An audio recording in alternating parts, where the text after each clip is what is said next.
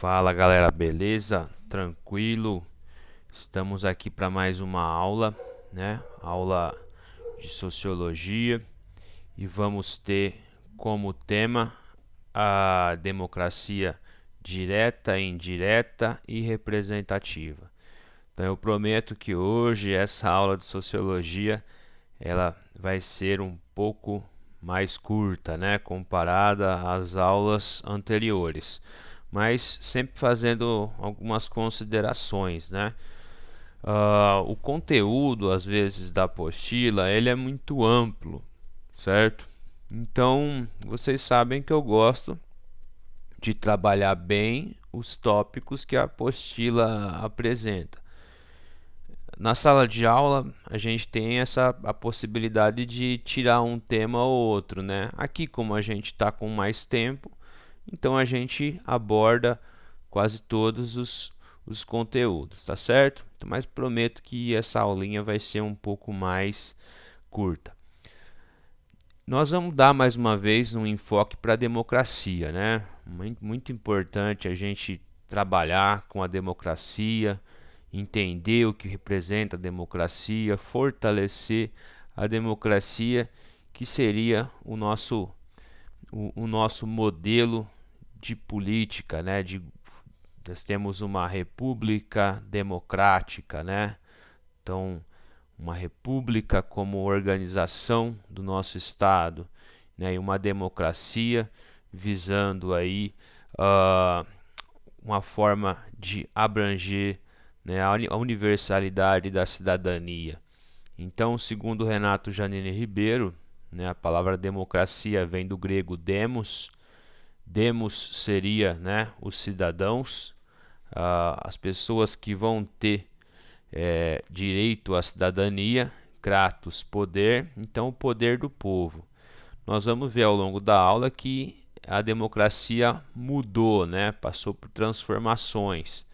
Então, não podemos dizer que seja um governo exercido pelo povo, né? Porque o povo, como está colocando aqui o nosso excerto, pode estar no governo uma só pessoa, um grupo e ainda tratar-se de democracia, desde que o poder tenha base no povo, né? A legitimidade seja oriunda do povo, ou seja, o povo escolhe o indivíduo, né? O povo escolhe o grupo que vai estar no poder, certo? Como acontece.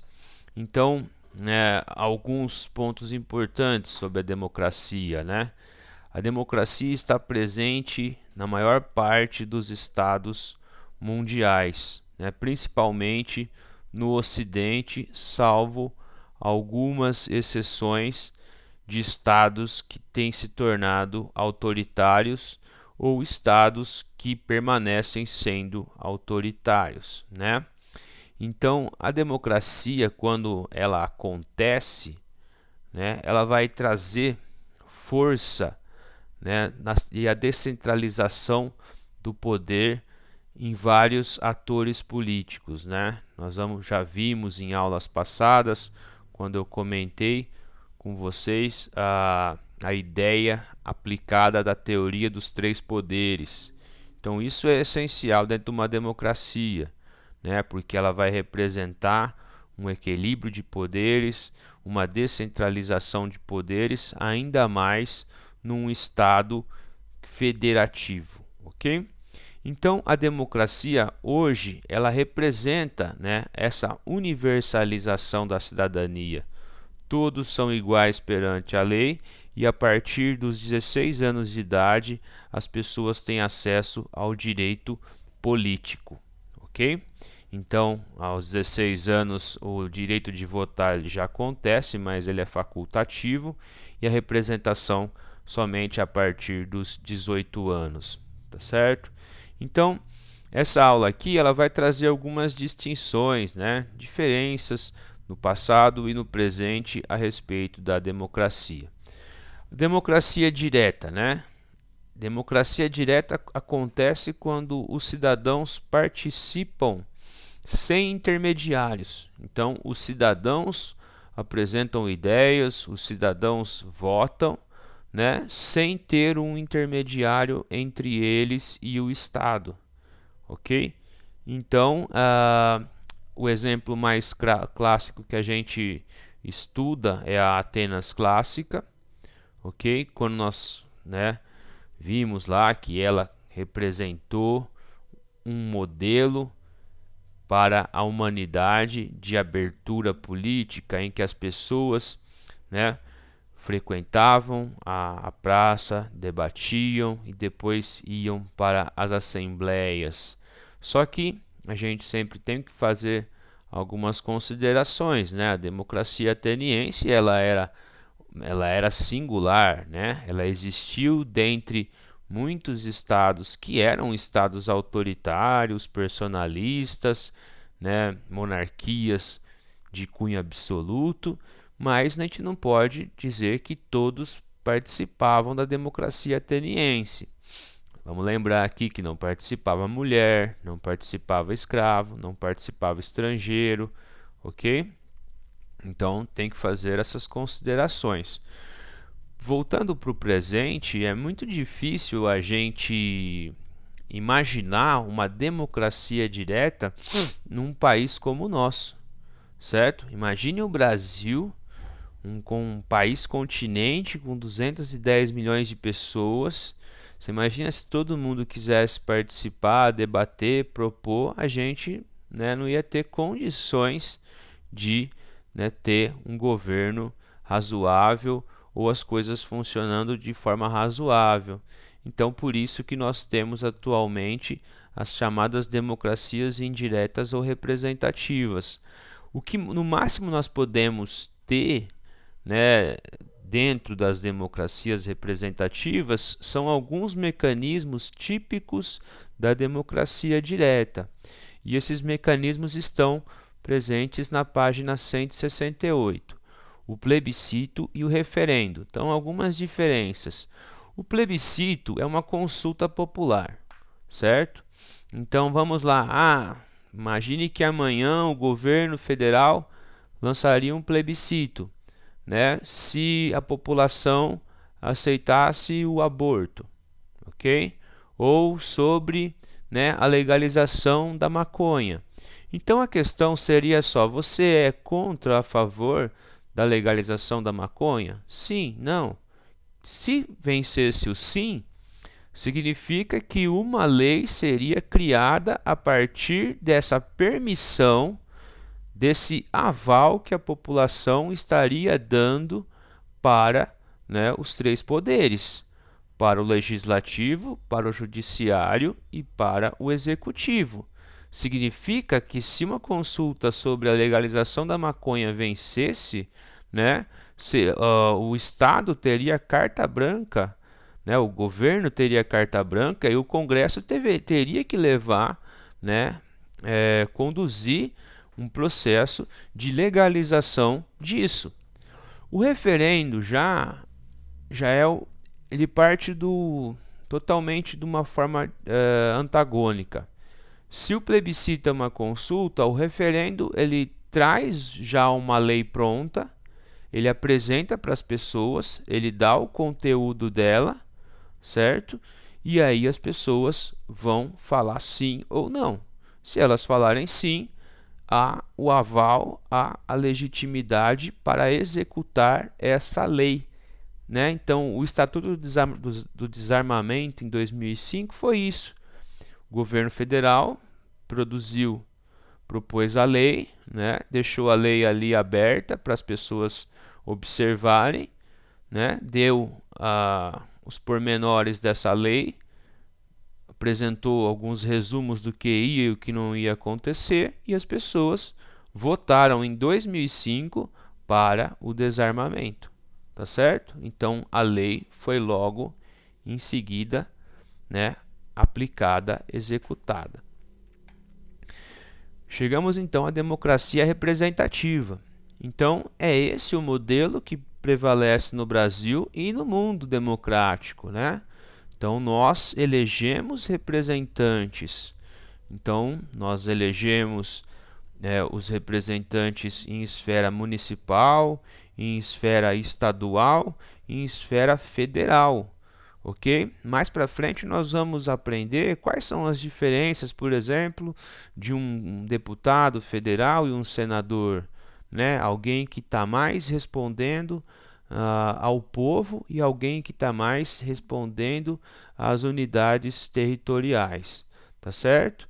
Então, isso já é um assunto para próximas aulas. Então, dentro de uma democracia representativa, há duas possibilidades. Os fiduciários, que são, né, como os deputados, que são como, né, os senadores, e os delegados, que já vão entrar em outras esferas de poder. Então, vamos imaginar, a apostila cita para a gente dentro do movimento estudantil, uma pessoa que é eleita para representar a classe. Então, ele representa um delegado, certo? Então, é um pouco distinto no caso de um político profissional, como que a gente mais conhece. Uma coisa muito importante, né? Nem só de eleição vive uma democracia. Uma democracia plena, ela é uma democracia, para ser plena, né? Reformulando aqui, ela necessita de muito mais do que só uma eleição. Uma eleição é algo indispensável, certo? Mas, para ser uma democracia, né, o Estado ele tem que oferecer às pessoas direitos. Direito civil, né, que é o direito de ir e vir, o direito da propriedade, a liberdade, a proteção do corpo, certo? Então, o corpo tem de estar protegido plenamente, né? Por mais que a pessoa seja isso ou aquilo, então isso o Estado de Direito tem que resguardar. Os direitos sociais, né? A pessoa ter acesso a uma educação de qualidade, uma saúde de qualidade, a um transporte para poder se dirigir para o seu trabalho, para o seu estudo, para suas diversões, ok? Então, a questão da moradia, a pessoa ter uma moradia digna, acesso a um trabalho. Então, uma democracia plena representa isso, né? Então, vamos pegar um exemplo aqui para vocês entenderem do que eu estou falando. Dentro de um país, todos os jovens vão ter possibilidades de ascender socialmente, né? Vamos pegar um exemplo aqui da pandemia, né? Vocês estão tendo aulas gravadas. Se quiserem, tiram dúvidas com a gente, né? Pelo Messenger, pelo WhatsApp, tem internet em casa, estão assistindo às aulas. Outro colégio que eu trabalho, eu dou aulas online. Tem gente que gosta, tem gente que não gosta, mas tem aula. Tá entendendo? E grande parte dos brasileiros que estudam no ensino público, eles estão tendo acesso à aula? Então eu respondo para vocês: não estão tendo acesso à aula. Por quê? Porque boa parte dessa gente não tem internet, certo?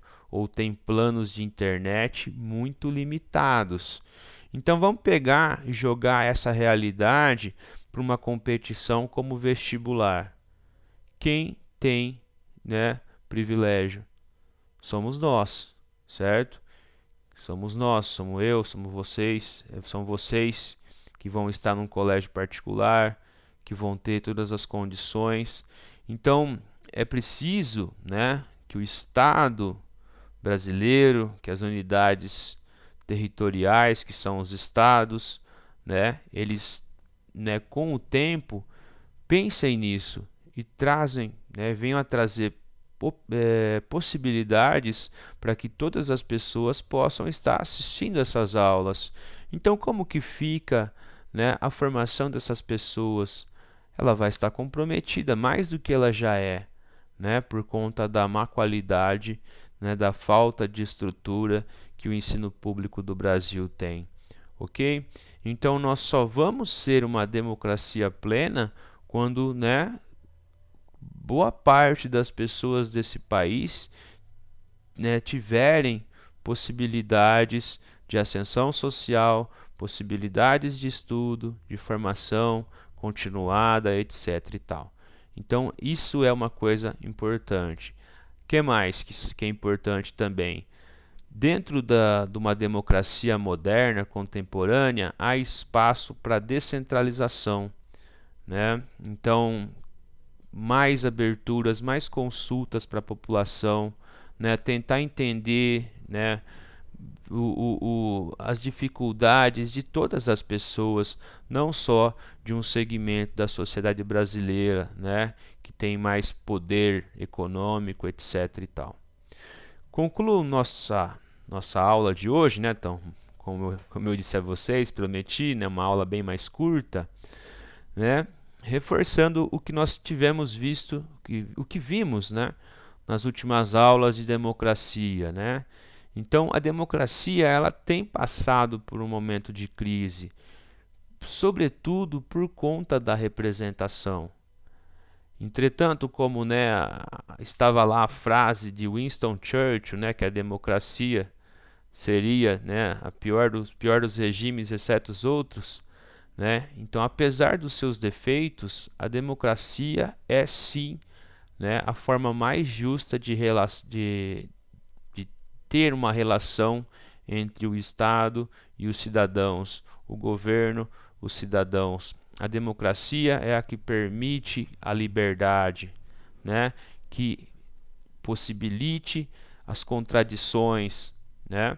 Que seriam as contradições de apresentar os pontos negativos, de debatê-los, de saná-los, ok? Então, assim como nós vimos na aula passada, nas outras aulas, na primeira aula, né, que a gente fez aqui, nós devemos fugir de alternativas que apresentam soluções messiânicas, populistas, autoritárias, né? Porque quase sempre elas são soluções fáceis, né, para enfrentar problemas complexos.